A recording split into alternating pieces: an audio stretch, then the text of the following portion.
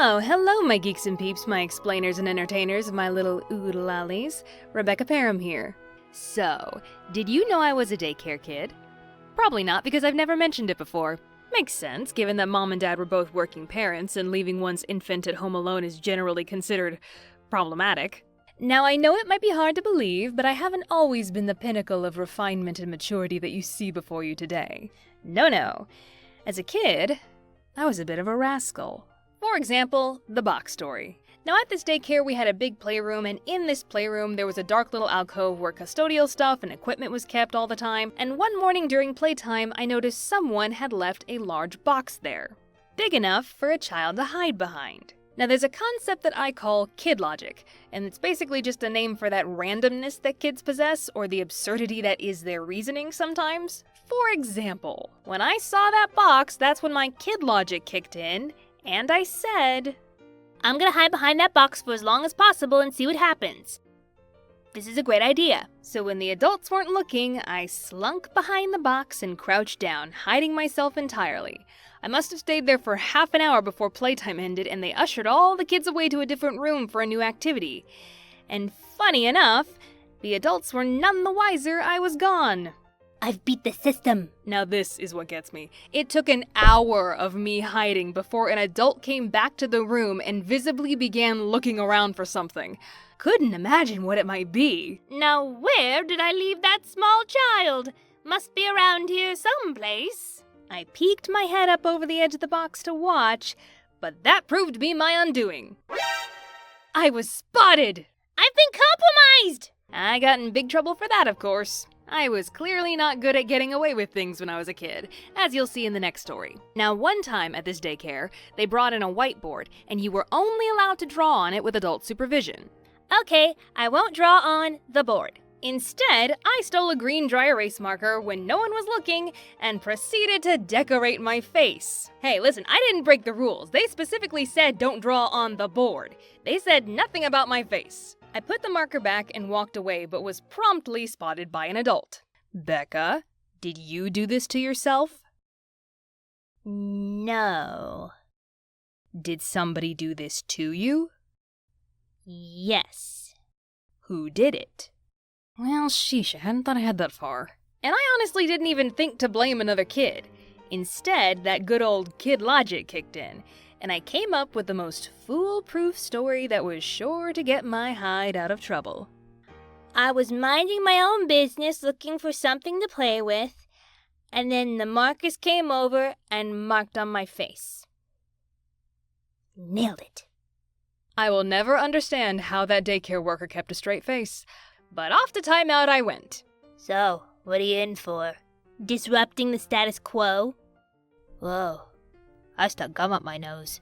Something I haven't mentioned yet is that my sister Rachel also went to this daycare, and because she's 2 years older than me, she got to be in the big kids program called the Superstars, and I was so jealous that I took to calling them the Stupid Stars. Extra crispy on that burn there, little Becca. But one thing that will always be a significant memory to me is the day I discovered that the Superstars had a Nintendo.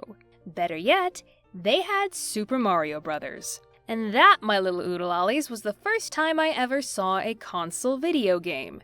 I thought I was looking at magic. And that became the only thing I ever wanted to do at playtime, was go over to the big kid area and watch them play Super Mario Bros. Don't you dare tell me that gamers aren't real entertainers. I was watching people play video games long before the Appliers and Septiceyes and D-Pies of the world made it a thing. But when playtime was over, the daycare staff had to pry me away, kicking and screaming from that TV set.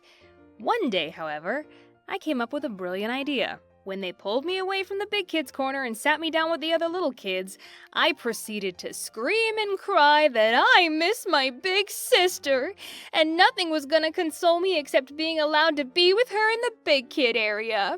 I guess the adults didn't know what else to do, so they actually let me go back over. Holy Crayola, that actually worked. Sure enough, I made a beeline for the Nintendo. Screw you, sis, I got video games to observe. It didn't take long for an adult to catch on, and I was eventually pulled away again.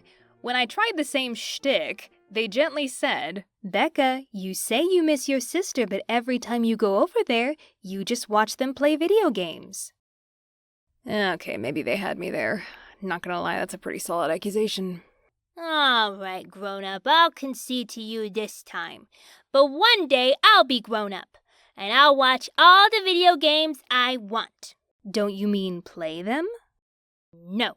Now I've saved the best story for last. Even when I started kindergarten, there was no escaping this daycare, because one of the services they provided was picking up children from my elementary school and taking them back to the daycare where the parents could pick them up later. So every day, I didn't get picked up by a parent or get on a normal yellow school bus, I waited for a big white van.